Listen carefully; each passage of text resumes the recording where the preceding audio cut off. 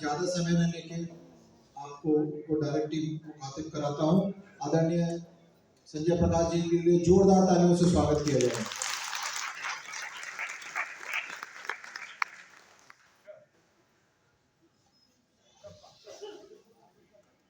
धन्यवाद नितिन जी और इस सभा में उपस्थित पैगाम के सभी कार्यकर्ता और सभी बुद्धिजीवी और सामाजिक कार्यकर्ताओं को जय भीम, जय भारत। मंच पर उपस्थित हमारे मार्गदर्शक माननीय तेजेंद्र सिंह जल्दी साहब, इनको नमन करते हुए, और हमारे चीफ गेस्ट साहब माननीय सुरेश बैद जी, इन्होंने बहुत कम टाइम में ही हमें इस प्रोग्राम में आने के लिए हमने निमंत्रण किया था और उन्होंने हमारा निमंत्रण स्वीकार किया, उसके लिए मैं उनका धन्यवाद करता हूँ। और हमारे पैगाम के निमंत्रक बीएन वाघ साहब, जिनको हमने स्पेशल बॉम्बे से बुलाया है रिक्वेस्ट करके, क्योंकि हमारे ऑल इंडिया में प्रोग्राम चल रहे हैं। बीएन वाघ साहब का बहुत बहुत धन्यवाद। तो दिल्ली एनसीआर टीम की ओर से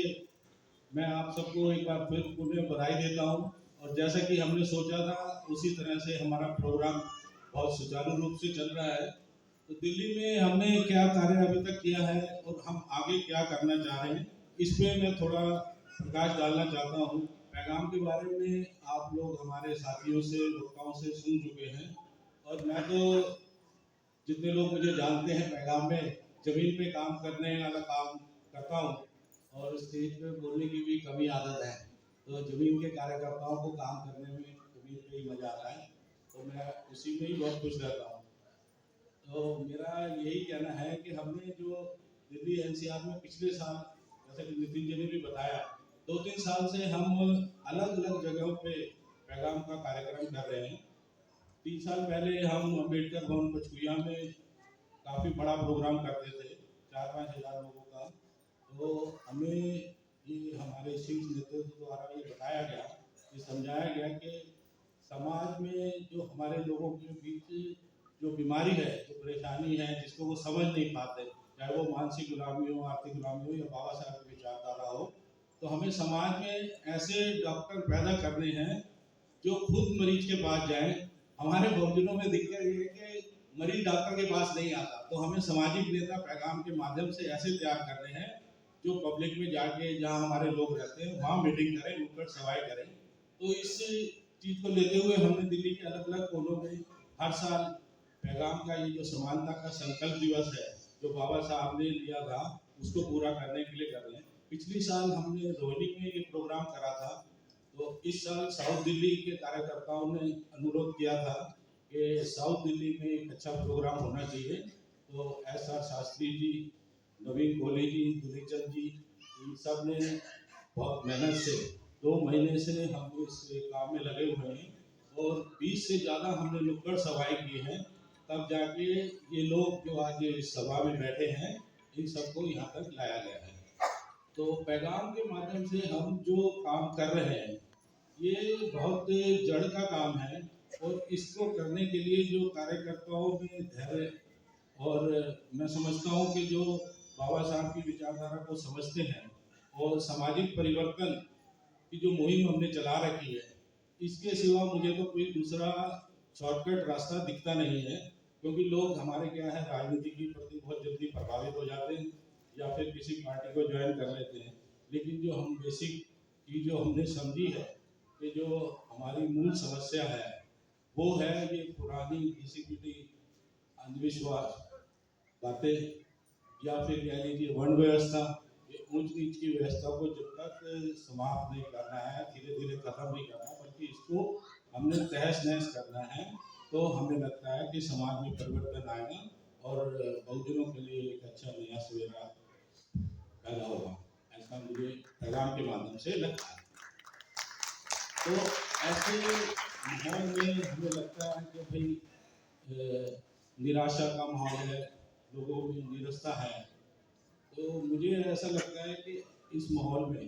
पैगाम एक आशा की किरण बन के लोगों के बीच में ये पैगाम देने में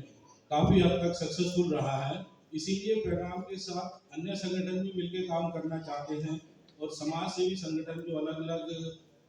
विषयों पे काम करते हैं, कोई बुक्स देने का काम करता है, कोई बाबा साहब का संविधान बांटते हैं, कोई एजुकेशन पे काम कर रहे हैं, तो वो लोग भी जब हमारे साथ मिलकर काम करने को तैयार होते हैं तो हमारा हौसला और उत्साह बहुत बढ़ता है। तो मैं दिल्ली के सभी कार्यकर्ताओं की ओर से वाक साहब को ये सुनिश्चित करना चाहता हूँ कि अगली बार जो हमारा पैगाम का समानता का संकल्प दिवस होगा वो हम वेस्ट दिल्ली में रखेंगे, और जैसे कि हम हर बार नई जगह रखते हैं, और सबसे बड़ा टारगेट हमारा ये रहेगा कि हम अभी तक हमने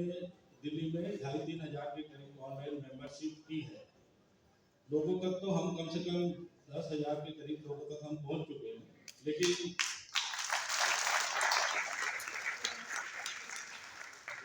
ऑनलाइन जो हम रिकॉर्ड रखते हैं उसमें थोड़ा हम पीछे रह गए। तो मुझे इस बार साउथ दिल्ली में ये काम करके बहुत अच्छी टेक्निकल टीम मिली है, तो मैं ये कोशिश करूंगा दिल्ली की टीम से, तो हम 10,000 रजिस्टर्ड मेंबर पैगाम के अगली बार आपको वेस्ट दिल्ली में दिखाएंगे।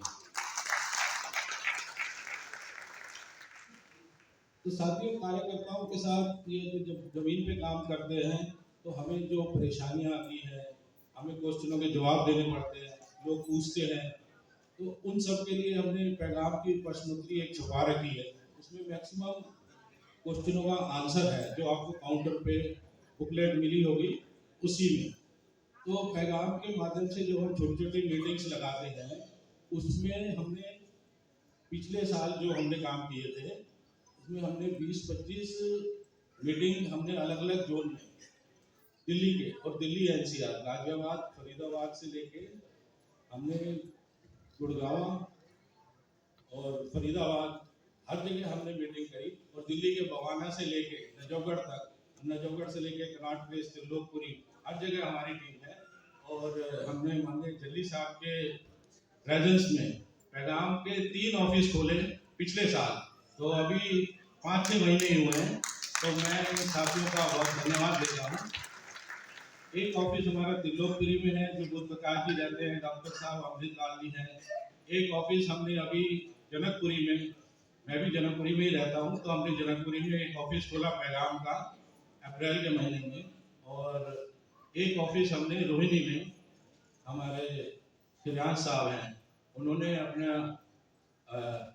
खुद का एक उनका मकान है उसमें एक कमरा हमें दिया है ऑफिस के लिए, तो मैं उनका भी बहुत बहुत धन्यवाद करता हूँ।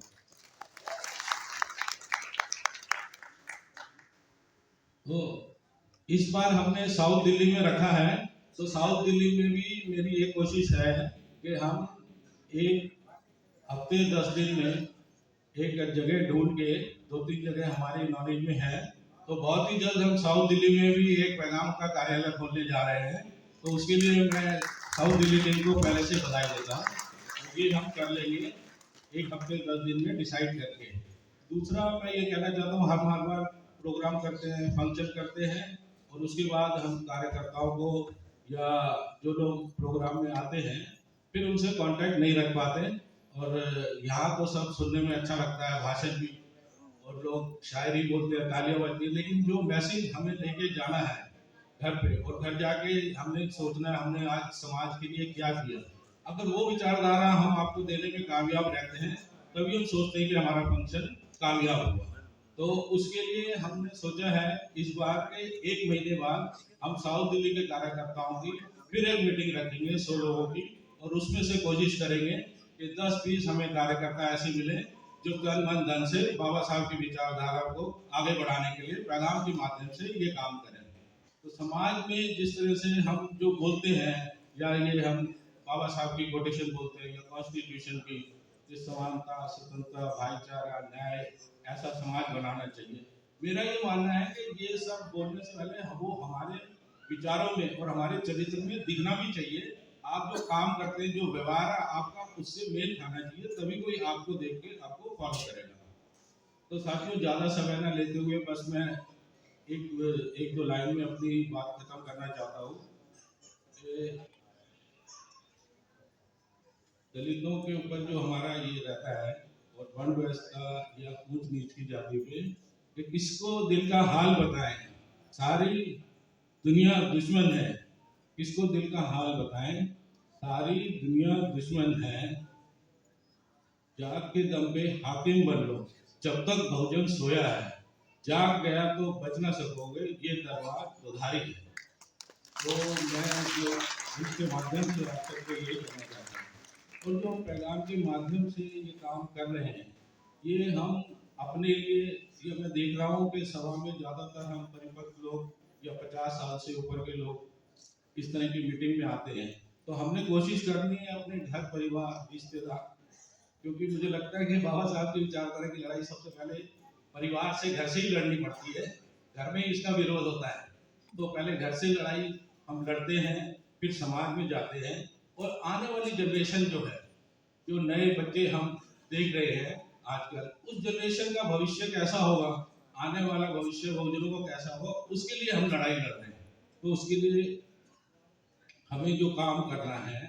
उसी पे मैं एक लाइन बोल के खत्म करता हूँ कि आज जो हम फल खा रहे हैं पके पकाए हुए, ये पेड़ है मेरे पुरखों के लगाए हुए। आज अगर हम नए पेड़ नहीं लगाएंगे तो आने वाले बच्चे फल कहाँ से खाएंगे। जय हिंद, जय भारत।